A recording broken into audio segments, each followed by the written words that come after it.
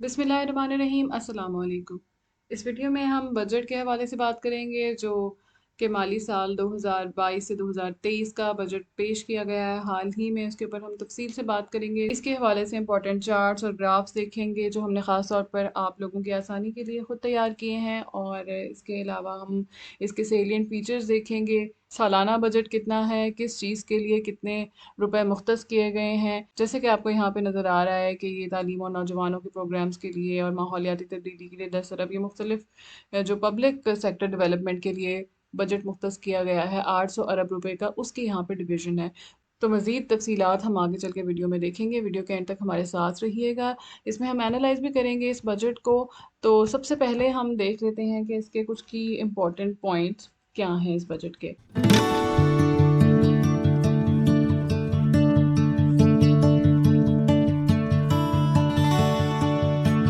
इसमें जो minimum taxable income है, जो कि पहले एनुअल 6 लाख थी, अब उसको बढ़ा के 12 लाख कर दिया गया है सैलरी क्लास के लिए। इसके अलावा जो गवर्नमेंट एम्प्लॉयज़ हैं उनकी सैलरी को 15% बढ़ाया गया है। 24 बिलियन हेल्थ सेक्टर को एलोकेट किया गया है। 65 बिलियन रुपए एचईसी के लिए प्रपोज किए गए हैं। हम आगे चल के ये भी देखेंगे कि एजुकेशन का बजट पिछले साल कितना था और इस साल एजुकेशन का बजट कितना है। दोनों सालों के बजट्स में हम डिफरेंसेस भी देखेंगे। इसके अलावा जो 1600 सीसी से ऊपर की कार्स हैं उनके ऊपर एडवांस टैक्स को बढ़ाया गया है। 30 फार्मास्यूटिकल इंग्रेडिएंट्स यानी कि अद्वियात बनाने वाले अज्जा ऐसे हैं जिनको कस्टम ड्यूटी से एग्जेम्प्ट कर दिया गया है, निकाल दिया गया है। बैंकिंग सेक्टर को 42% टैक्सेशन रेट का सामना करना पड़ेगा। डिफेंस को 1523 बिलियन रुपए एलोकेट किए गए हैं। फिल्म डिस्ट्रीब्यूटर्स के ऊपर जो विदहोल्डिंग टैक्स है उसको ख़त्म कर दिया गया है। उसके अलावा जो फैमिली या कोई हाउस होल्ड जिसकी इनकम 40,000 रुपीज़ से कम है उसको माहाना 2,000 रुपये दिए जाएंगे। ये कुछ समरी है, हम आगे चल के तफसील से इसको देखेंगे कि पाकिस्तान की जो वफाकी हुकूमत है उसने माली साल 2022 से 2023 का जो बजट पेश किया है उसमें टोटल जो खसारा है वो है 3.8 ट्रिलियन रुपीज़ का। इस बजट में अगर हम देखें तो ये बजट है आउटले इसका 9.5 ट्रिलियन रुपीज़, जिसमें से यहाँ पे हम देखेंगे कि टोटल एक्सपेंडिचर्स जिसमें सबसे जो बड़ा एक पोर्शन है 3.95 ट्रिलियन रुपीज़ का वो है डेट्स। उसके बाद एक बड़ा पोर्शन है डिफेंस का जो कि है 1.52 ट्रिलियन, और बाकी इनके डिवीजन जो अदर है 3.22 ट्रिलियन, इनकी डिवीजन हम आगे चल के दूसरे ग्राफ के अंदर देखेंगे। और पब्लिक सेक्टर डेवलपमेंट प्रोग्राम्स के लिए 727 बिलियन रुपीज़ मुख्तस किए गए हैं, और नेट लेंडिंग के लिए 81 बिलियन रुपीज़ मुख्तस किए गए हैं। इसी तरह से ये हैं वो सारे अखराजात हैं जो ग्रॉस फेडरल रेवेन्यू, तो उसमें एक एफबीआर का रेवेन्यू है जिसका टारगेट सेट किया गया है 7 ट्रिलियन रुपीज़, और जो नॉन टैक्स रेवेन्यूज़ हैं वो हैं 2 ट्रिलियन रुपीज़। हुकूमत ने इस बजट को अवाम दोस्त बजट कहा है, और इसमें मिडिल क्लास के बारे में कहा गया है कि उसको रिलीफ मिलेगा इनकम टैक्स से, क्योंकि जो मिनिमम टैक्सेबल इनकम थी उसको 6 लाख से बढ़ाकर 12 लाख तक कर दिया गया है। और इसी तरह जो टैक्स ब्रैकेट है उसको बढ़ा दिया गया है 4 लाख से 6 लाख तक फॉर स्मॉल बिजनेसेस। जो स्मॉल बिजनेसेस हैं उनके ऊपर जो पहले 4 लाख के ऊपर टैक्स होता था तो उसको बढ़ा दिया गया है, टैक्स टैक्स ब्रैकेट को उसको 6 लाख कर दिया गया है। इसी तरह से ये भी कहा गया है कि अमीरों की वो जायदादें जो कि उनके इस्तेमाल में नहीं होती, जैसे कि फार्म हाउसेस वगैरह हैं जो कि नॉन प्रोडक्टिव हैं, तो उनके ऊपर भी डायरेक्ट टैक्सेस लगाए जाएंगे। सोलर पैनल्स और उनकी डिस्ट्रीब्यूशन के ऊपर से टैक्स हटा दिया गया है, उनके इंपोर्ट के ऊपर और उनकी सेल के ऊपर। और जो एग्रीकल्चरल प्रोडक्ट्स हैं, एग्रीकल्चरल मशीनरी है, और इसी तरह से वीट राइस वगैरह के जो सीड्स हैं उनके ऊपर डिस्ट्रीब्यूशन के ऊपर जो टैक्स है उसको भी ख़त्म कर दिया गया है। बेनज़ीर स्कॉलरशिप प्रोग्राम को एक्सटेंड कर दिया गया है। एचईसी के डेवलपमेंट बजट को 67% इंक्रीज़ कर दिया गया है लास्ट ईयर की निस्बत। लेकिन क्या टोटल एजुकेशन का बजट इंक्रीज़ हुआ है, इसको भी हम आगे चल के देखते हैं। 5,000 स्कॉलरशिप दिए गए हैं बलूचिस्तान के स्टूडेंट्स को, और इसके अलावा कोस्टल एरियाज़ के स्टूडेंट्स को। फिर वैक्सीनेशन और डिजीज़ कंट्रोल प्रोग्राम और कैपेसिटी बिल्डिंग के लिए हेल्थ इंस्टीट्यूशन को 24 बिलियन रुपए दिए गए हैं। 15% गवर्नमेंट एम्प्लॉयज़ की सैलरी बढ़ाई गई है। इंडस्ट्रियल फीडर्स के लिए लोड शेडिंग ख़त्म कर दी गई है। सीपैक प्रोजेक्ट्स को तेज़ी से मुकम्मल करने के लिए उनके लिए फंडिंग एडिशनल फंडिंग प्रोवाइड की जाएगी और इसके अलावा सीपैक के स्पेशल इकोनॉमिक जोन्स को भी अर्ली अटेंशन देने पर फोकस किया जाएगा। सेलियन फीचर्स अगर हम देखें तो जो इकोनॉमिक ग्रोथ का टारगेट है वो 5% सेट किया गया है। फेडरल बोर्ड ऑफ रेवेन्यू को जो उसने टैक्स कलेक्ट करना है उसका टारगेट सेट किया गया है कि उसने 7 ट्रिलियन रुपीज़ टैक्सेस को इकट्ठा करना है। इन्फ्लेशन जो है वो 11.5% ऑन एवरेज एक्सपेक्टेड है। पाकिस्तान के एक्सपोर्ट्स $35 बिलियन होंगी द नेक्स्ट फिस्कल ईयर। इसके अलावा जो इम्पोर्ट टारगेट है on the other hand it has been set as $70 billion. जो ट्रेड डेफिसिट है उसको कोशिश की जाएगी कि वो 2.2% ऑफ जीडीपी से ज़्यादा ना बढ़े। रेमिटेंसेस जो हैं फॉरेन रेमिटेंसेस उनकी फोरकास्ट है $33.2 बिलियन। माली खसारे का टारगेट 4.9% ऑफ जीडीपी रखा गया है अगले माली साल के लिए। टैक्स टू जीडीपी रेशो जो है वो 9.2% होगी। 2% एडिशनल टैक्स उन लोगों के ऊपर इम्पोज किया गया है जो कि टैक्स फाइलर्स हैं और उनकी एनुअल अर्निंग 30 मिलियन से ज़्यादा है, 30 मिलियन रुपए से ज़्यादा है। सैलरीज ऑफ गवर्नमेंट एम्प्लॉयज़ को हमने पहले भी देखा है कि वो 15% उसमें इजाफा किया गया है और फेडरल डेवलपमेंट एक्सपेंडिचर्स फिक्स किए गए हैं 727 बिलियन रुपीज़। पाकिस्तान 699 बिलियन रुपए टारगेटेड सब्सिडीज़ के ऊपर खर्च करेगा अगले माली साल में। डिफेंस एक्सपेंडिचर जो हैं वो 1.52 ट्रिलियन रुपीज़ हैं। एजुकेशन के लिए 90.6 बिलियन रुपीज़ मुख्तस किए गए हैं। हेल्थ बजट 19.03 बिलियन रुपए है। बैन इम्पोज किया गया है purchase of new cars of government officials के ऊपर और 30 फार्मास्यूटिकल प्रोडक्ट्स के ऊपर से कस्टम ड्यूटी हटा दी गई है। पेट्रोलियम मसनूआत के लिए जो लेवी है वो प्रपोज की गई है 750 बिलियन रुपए। और जिन लोगों की तनख्वाह 1 लाख पर मंथ तक है उन पर से टैक्स हटा दिया गया है, जबकि इससे पहले जो मिनिमम टैक्सेबल सैलरी थी वो 50,000 पर मंथ थी।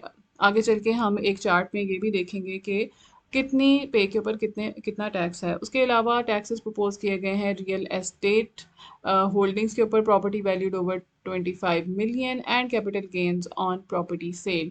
फिर minimum tax bracket for small businesses उसको बढ़ा दिया गया है 4 लाख से 6 लाख तक।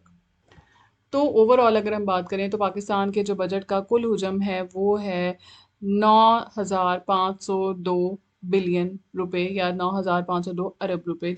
ये बजट का डॉक्यूमेंट है और इसमें अगर हम देखें तो कर्ज़ों की अदायगी के लिए 3,950 अरब रुपए मुख्तस किए गए हैं। तरक्याती मंसूबों के लिए या डेवलपमेंट के लिए 808 अरब और रुपए मुख्तस किए गए हैं। तो यहाँ पे अगर हम देखें ए और बी, ए है करंट और बी है डेवलपमेंट। तो डेवलपमेंट प्रोजेक्ट्स के लिए जी हैं 808 अरब रुपए, जिसके अंदर एक federal public sector development projects हैं जिसके लिए 727 अरब रुपए मुख्तस किए गए हैं और जो नेट लेंडिंग है उसके लिए 81 अरब रुपए मुख्तस किए गए हैं।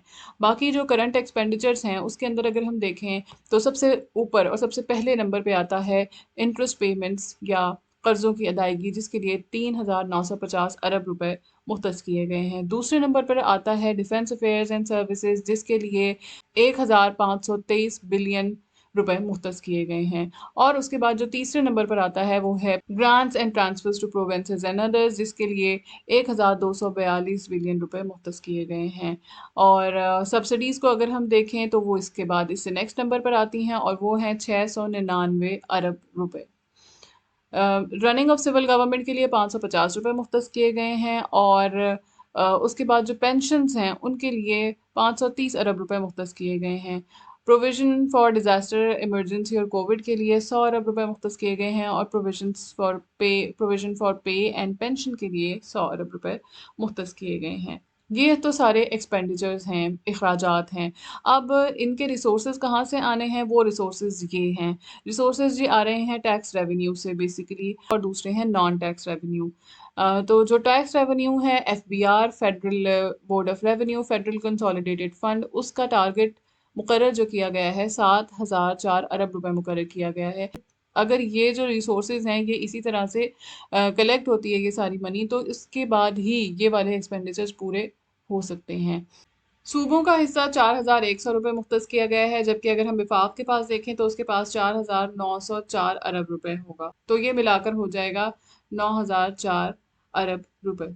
तो ये तमाम रिसोर्सेज कुल मिला के बनेंगे 9,502 ट्रिलियन रुपीस। अब अगर हम देखें परसेंटेज में, तो यहाँ पर 41.6% इंटरेस्ट पेमेंट्स के लिए है, जो कि नंबर 1 पर आता है। आप चाहें तो इसका बार ग्राफ भी बना सकते हैं, ये पाई चार्ट है।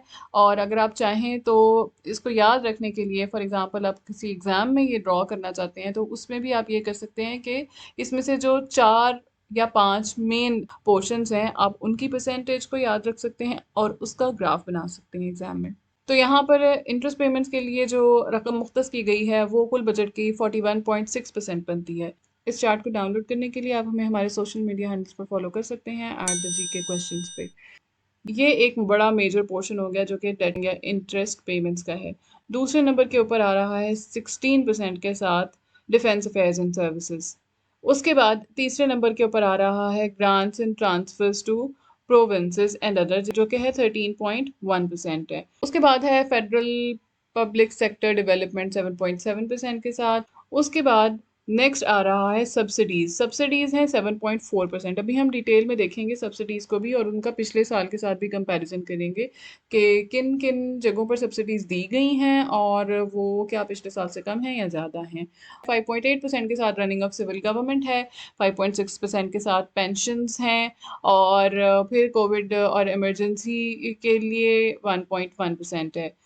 तो ये एक आउटलुक है मेजर एक्सपेंडिचर्स का for the budget of fiscal year 2022 to 2023।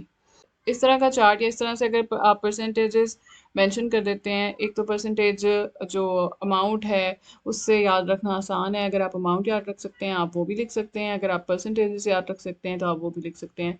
तो वो बनाकर आप अगर ये चार्ट एग्जाम में बनाए तो it will gonna help you lot in gaining more marks. या फिर आप इस तरह का भी चार्ट बना सकते हैं, इसमें भी वही वाली चीज़ें हैं सारी, सिर्फ इसको इन्होंने मुख्तलिफ तरीके से दिखाया है। यहाँ पर 3.95 ट्रिलियन रुपीज़ इस तरह करके मेंशन किया है, परसेंटेज नहीं है। अगर आप चाहें तो इस तरह से ग्राफ बना के परसेंटेजेस भी मेंशन कर सकते हैं। टोटल बजट जो है का आउटले है वो ज़रूर आप मेंशन करें जब भी आप कोई ग्राफ वगैरह बनाएं। आप चाहें तो ये जो interest payments, defence, grants and transfer, developments and subsidies हैं, इन 4-5 का भी आप बना सकते हैं ग्राफ, अगर आप ज़्यादा नहीं याद रख सकते हैं तो। अगर हम पिछले साल के बजट के साथ इस साल का कंपैरिजन करें तो उसमें जो रेवेन्यू एफबीआर का टारगेट था वो था 5,829 बिलियन रुपए, और जो कि अब है 7,004 बिलियन रुपए।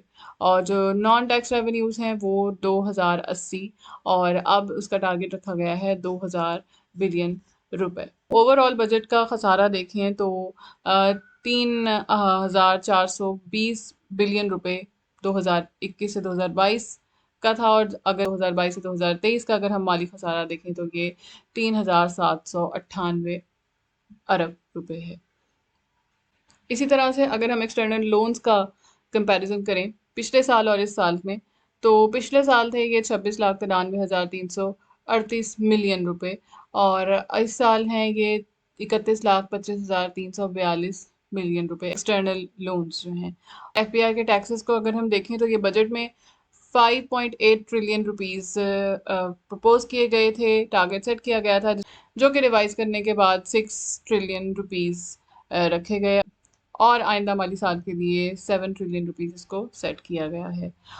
और जो इनडायरेक्ट टैक्सेस हैं वो 4.4 ट्रिलियन रुपीस सेट किए गए हैं, जो कि पिछले साल थे 3.7 ट्रिलियन रुपीस। अगर हम पेंशन्स को देखें तो पेंशन्स का भी एक मेजर पोर्शन था हमारे एक्सपेंडिचर्स में बजट के, जो कि मोर देन 5% था।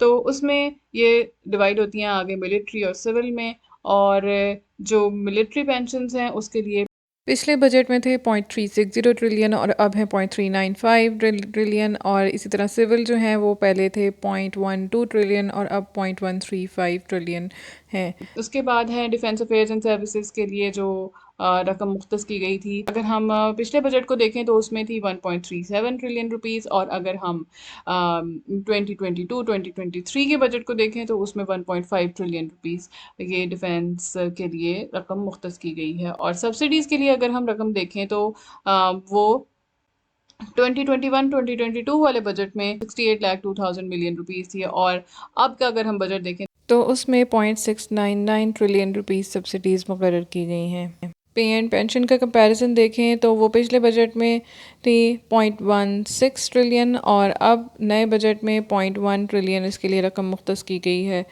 और अगर हम देखें for disaster and emergency and Covid, उसके लिए पहले जो रकम थी वो थी 1.125 ट्रिलियन और अब है वो 0.1 ट्रिलियन, उसको यानी कि कम कर दिया गया है। और इसी तरह से रनिंग ऑफ सिविल गवर्नमेंट के लिए जो रकम थी वो पहले थी 0.479 ट्रिलियन, इसको बढ़ाकर 0.55 ट्रिलियन कर दिया गया है। तो ये एक ओवरऑल कंपैरिजन आ गया है उन तमाम एक्सपेंडिचर्स का पिछले साल के और इस साल के बजट के कंपैरिजन में। तो यहाँ पर जो अगर हम देखें हेल्थ अफेयर्स एंड सर्विसेज में, तो वो उसका बजट कम कर दिया गया है। पहले था उसके लिए जो रकम थी वो थी 28,352 मिलियन रुपए, और अब वो कम करके 19,582 मिलियन रुपए कर दी गई है। इसी तरह से हाउसिंग एंड कम्युनिटी एमनेस्टीज के लिए 34,597 मिलियन रुपए थी पहले रकम, और अब वो कम करके 7,850 मिलियन रुपए कर दी गई है।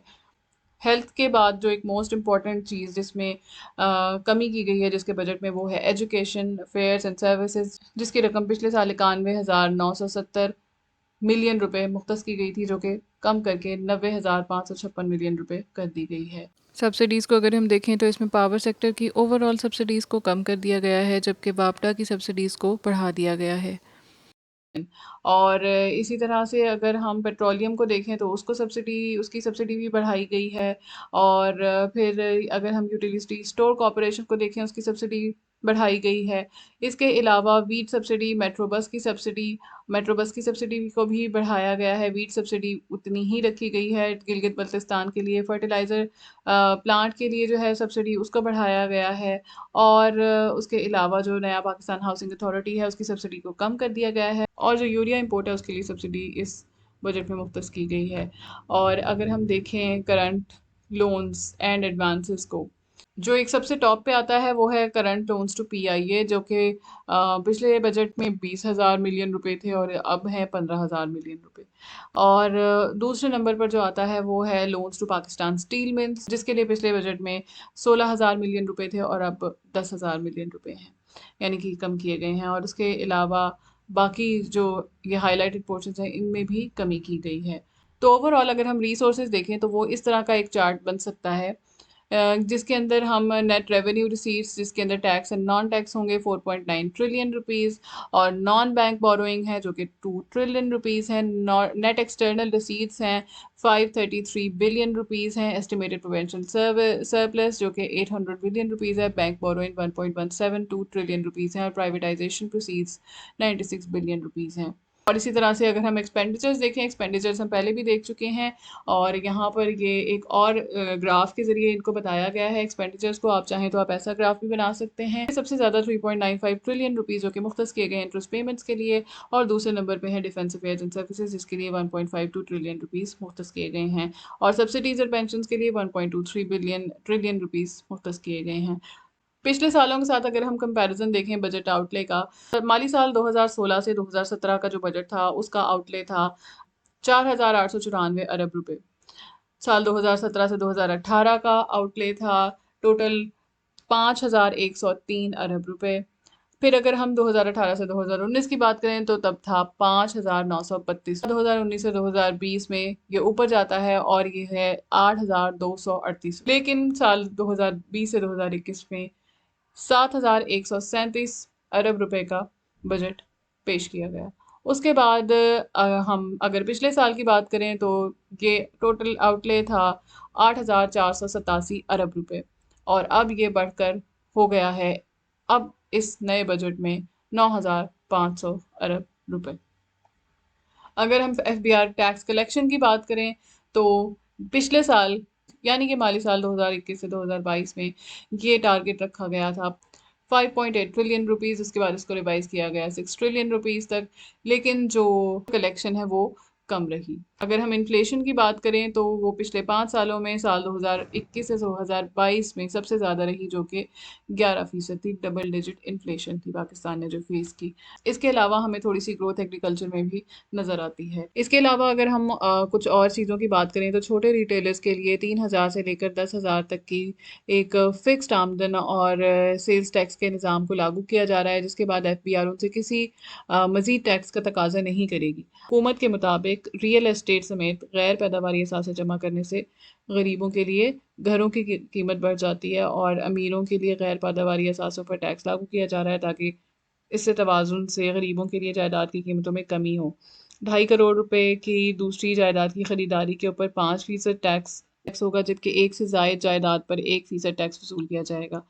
और 1600 सीसी या उससे ज़ायद की लग्जरी गाड़ियों के ऊपर भी टैक्स में इजाफा किया जा रहा है। इसके अलावा जो ज़रूरी मशीनरी है उसको कस्टम ड्यूटी से मुस्तस्ना दिया जा रहा है। ज़रूरी शोबे की मशीनरी से मुंसलिक तमाम अशिया, ग्रीन हाउस फार्मिंग, प्रोसेसिंग, पौधों को बचाने के आलात, ड्रॉप इरिगेशन और इन तमाम चीज़ों के लिए जो ज़रूरी आलात हैं उनको टैक्स से छूट दी जा रही है। और ये पहली मरतबा है कि टैक्स सिफर करके इतना बड़ा कदम उठाया गया है ताकि ज़राअत और किसान तरक्की करें।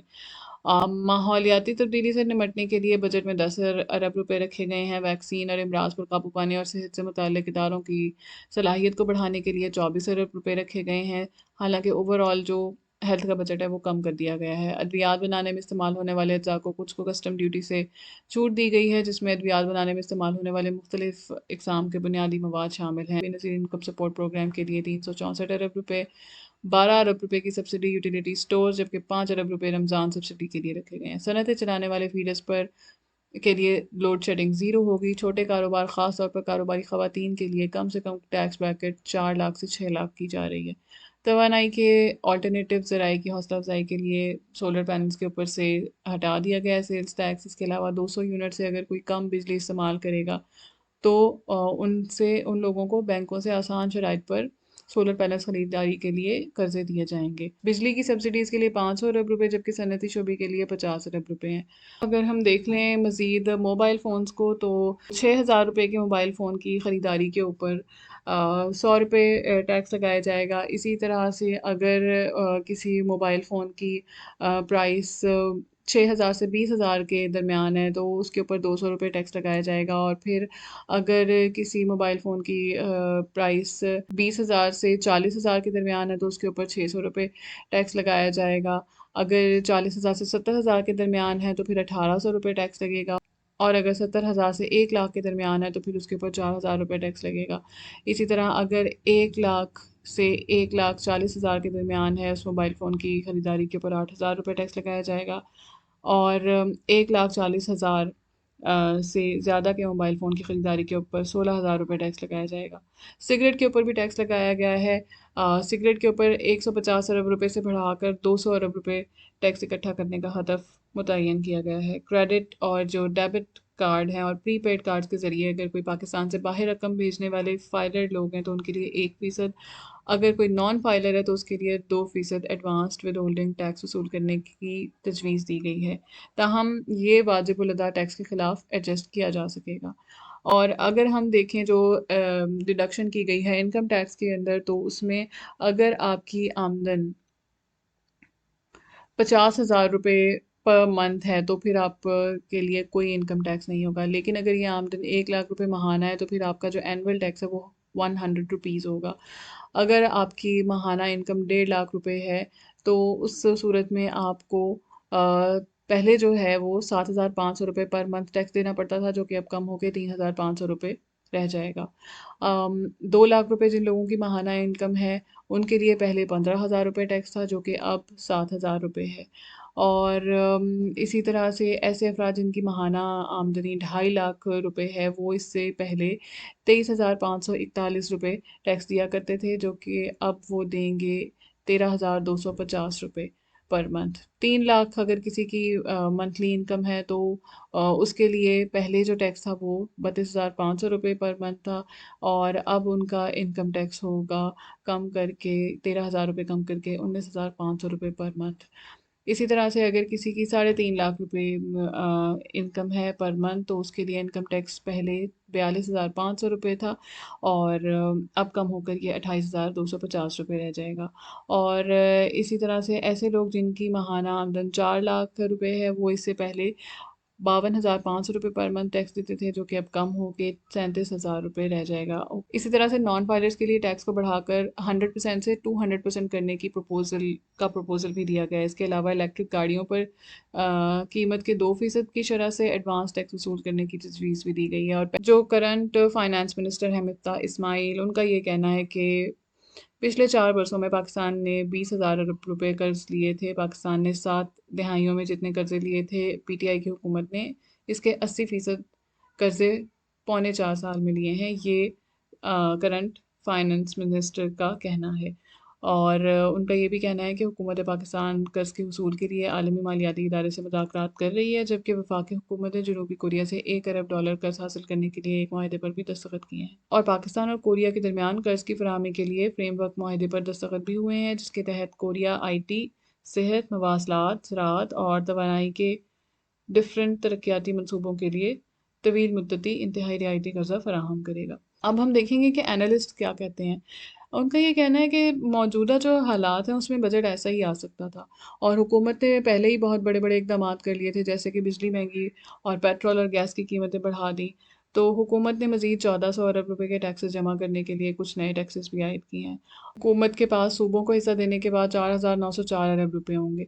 4,600 अरब रुपये हुकूमत को आइंदा साल के लिए हासिल करने हैं। और बाज़ अखराजात ऐसे हैं जो लाजमी करने होंगे, मसलन 3,950 अरब रुपये कर्ज़ों की अदायगी पर। दूसरा ये कि रोज़ाना अखराजात 1,180 अरब रुपये। और तीसरा दिफाई बजट, जिसमें 1,523 अरब रुपये रखे गए हैं। सब्सिडीज़ और PSDP के लिए पैसे अलग रखने हैं। हुकूमत की कोशिश ये है कि कर्ज़े हासिल करके खसारे से निकला जाए। पाकिस्तान का हमेशा से यही मसला रहा है कि कर्ज़ देने के लिए कर्ज़ हासिल किए जाते हैं। अगर कर्ज़ इस वजह से लिया जाए कि उसको किसी ऐसी जगह पे, किसी ऐसी इंडस्ट्री में, किसी ऐसी डोमेन में इन्वेस्ट किया जाए जहाँ पर ग्रोथ हो, और उसके बाद वहाँ से एम्प्लॉयमेंट जनरेट हो या वहाँ से एक्सपोर्ट्स इंक्रीज़ हों, तो उससे मुल्क को फ़ायदा होगा और इससे रेवेन्यू जनरेट होगा। दरअसल इस बजट में अवाम के लिए जिस रिलीफ की बात की जा रही है, शायद उससे अवाम पर बहुत ज़्यादा फ़र्क नहीं पड़े, क्योंकि बजट से पहले ही बहुत सारी चीज़ों के ऊपर पहले टैक्स आयद किया जा चुका है, और बहुत सारी चीज़ों की कीमतें भी बढ़ाई जा चुकी हैं, जैसे कि फ्यूल है और बिजली पर टैक्स शामिल है। और सबसे ज़्यादा इस बजट से जो लोग अफेक्ट होंगे वो है मिडिल क्लास। ख़ास तौर पर टैक्सेस में जो कि ऑयल और गैस के ऊपर लीवी की मद में ज़्यादा टैक्सेस इकट्ठे करने की वजह से महंगाई में इजाफा है, उससे मिडिल क्लास के ऊपर बहुत ज़्यादा बर्डन आ गया है। एक तरफ हम देखें तो सरकारी मुलाजमीन की तनख्वाहों में 15% इजाफा किया गया है, जो कि मुल्क में बढ़ती हुई महंगाई की सूरत हाल में उनको कुछ रिलीफ देगा। लेकिन हकीकत यह है कि सरकारी मुलाजमीन की अगर हम तादाद देखें तो वो मुल्क में 10 से 11 लाख के करीब है, जबकि बाकी जो मिडिल क्लास है या जो सफ़ेद पोश तबका है, वो ज़्यादातर तादाद प्राइवेट सेक्टर में काम करते हैं। और प्राइवेट सेक्टर में चाहे जितनी भी महंगाई हो जाए, वो लोग अपने मुलाजमीन की तनख्वाह नहीं बढ़ा रहे हैं। आने वाले महीनों में हुकूमत के बजट के इक़दामात की वजह से मिडिल क्लास के लिए, मुतवसत तबका जिसको हम कहते हैं, उसके लिए मुश्किलात काफ़ी बढ़ने वाली हैं। ये दुरुस्त है कि तनख्वाहदार तबके के लिए इस बजट में कुछ रिलीफ है, जैसे कि टैक्स स्लैब में जो तब्दीली की गई है, और 6 लाख की सालाना आमदनी पर टैक्स छूट के साथ 6 लाख से 12 लाख तक की आमदनी पर सिर्फ 100 रुपये टैक्स अदा करने की सहूलत है, जिसका मतलब ये है कि इस तबके को भी टैक्स से छूट हासिल हो। लेकिन अगर देखा जाए तो सिर्फ यही एक रिलीफ है जो कि मुतवसत तबके को फराहम किया गया है। हुकूमत ने जो बजट पेश किया है, इस बजट में मुख्तलिफ शोबों में कुछ नए टैक्सेस भी लगाए गए हैं, जिसमें सबसे बड़ा इजाफा तेल की मसनूआत और पेट्रोलियम लीवी के ऊपर है, जो जिसका टारगेट नेक्स्ट फिस्कल ईयर में 750 बिलियन रुपीज़ इकट्ठे करने का है। मौजूदा माली साल में इस लीवी के ज़रिए सिर्फ 135 अरब रुपये इकट्ठे किए गए हैं, और गुज़िश्ता हुकूमत ने और मौजूदा हुकूमत ने भी इसे सिफ़र कर दिया था, ताकि मुल्क में जो तेल और गैस की मसनूआत हैं उनकी कीमतें ज़्यादा बढ़ें नहीं। करंट फिस्कल ईयर में गैस डेवलपमेंट सरचार्ज की मद में 25 अरब इकट्ठे करने का टारगेट था, जिसको नेक्स्ट ईयर के लिए रिवाइज करके इसका टारगेट 200 अरब रुपये मुकर्रर किया गया है। तो 25 अरब से ये 200 अरब हो गया है, और फिर ये कहाँ से वसूल किया जाएगा? गैस के बिल से। तो इस तरह हुकूमत ने एलपीजी पर लीवी का मौजूद हदफ 5 अरब से 8 अरब कर दिया है, जो सार्फिन से वसूल किया जाएगा। फिर ये कि हुकूमत की जानिब से इस साल टैक्सेस का हदफ 7,000 अरब रखा गया है, जिसमें इनडायरेक्ट टैक्सेस की मद में 4,500 अरब रुपए इकट्ठे किए जाएंगे। जिसमें से सेल्स टैक्स और एक्साइज ड्यूटी और कस्टम ड्यूटी शामिल है, जो सार्फिन को चीज़ों की फ़रोख्त और मुल्क में होने वाली इम्पोर्ट्स के ऊपर लगाया जाता है। तो इन टैक्सेस का मतलब ये है कि सार्फिन को अब ज़्यादा पैसे देने पड़ेंगे और मिडिल क्लास इसका सबसे बड़ा शिकार होगा, क्योंकि सेल्स टैक्स अशिया की फ़रोख्त पर लगाया जाता है और सार्फिन को इसके लिए इजाफी कीमत अदा करनी पड़ती है। और नेक्स्ट फिस्कल ईयर में जो मिडिल क्लास है उसको बिजली, गैस और पेट्रोल के ज़्यादा प्राइसेस पे करनी पड़ेंगी, क्योंकि सेल्स टैक्स और लीवी की वजह से इन बिल्स के रकूम के अलावा महंगाई की शरह में भी बेतहाशा इजाफा होगा। यहाँ पर यह बात भी काबिल ज़िक्र है कि मुल्क में काम करने वाले तनख्वाहदार सेक्टर का 70% हिस्सा गैर रस्मी मईशत में काम करता है, जिनकी तनख्वाहें बढ़ाने या ना बढ़ाने का काम उनके मालिक के पास होता है। उनकी मर्ज़ी होती है कि वो पे उनकी ज़्यादा करें या ना करें, और मेजॉरिटी ऑफ द केसेस के अंदर उनको मिनिमम गवर्नमेंट की तरफ से जो डिसाइड किए गए वेजेस हैं वो भी नहीं मिल रहे होते। महंगाई के इस दौर में ऐन मुमकिन है कि इनके मालिकान इनकी तनख्वाहें ना बढ़ाएं। इन इजाफी टैक्सेस की वजह से मुल्क में महंगाई की शरह बहुत ज़्यादा बढ़ जाएगी और इस तबके की क़ुव्वत ख़रीद कम हो जाएगी, और इस कम होती हुई क़ुव्वत ख़रीद से उन्हें कुछ ज़रूरियात पर समझौता ज़रूर करना पड़ेगा। वो क्या होंगी कि खुराक के ऊपर कम खर्च किया जाएगा। पाकिस्तान की करंट सिचुएशन में जब कर्ज़ों का बहुत ज़्यादा बोझ है, तो इन मसलों को हल करने के लिए सिर्फ टैक्सेस ही वाहिद सलूशन नहीं होना चाहिए। मसला ये है कि पॉलिटिकल इंस्टेबिलिटी है और कोई भी हुकूमत लॉन्ग टर्म प्लानिंग नहीं करती है। वो शॉर्ट टर्म इस तरह के मेजर्स लेते हैं जिनसे फ़ौरन ही कोई फ़ायदा होता नज़र आए, जबकि सिर्फ टैक्सेस ही एक वाहिद ज़रिया नहीं है रेवेन्यू जनरेट करने का। पाकिस्तान को ज़रूरत इस चीज़ की है कि वो अपनी एक्सपोर्ट्स के ऊपर काम करे, एक्सपोर्ट्स को इंक्रीज़ करे। सबसे ज़्यादा ज़रूरत इसी बात की है कि बरामदात में इजाफ़ा किया जाए। इस बजट में गरीब तबके के लिए तो कुछ ना कुछ रिलीफ मौजूद है और इस तबके की ज़रूरियात भी मौजूद हैं। इसी तरह अगर अमीर तबके को देखा जाए तो उसके ऊपर भी ज़्यादा असर नहीं पड़ने वाला, लेकिन इस बजट का सबसे ज़्यादा मनफी असर मिडिल क्लास या मुतवसत तबके पर पड़ेगा।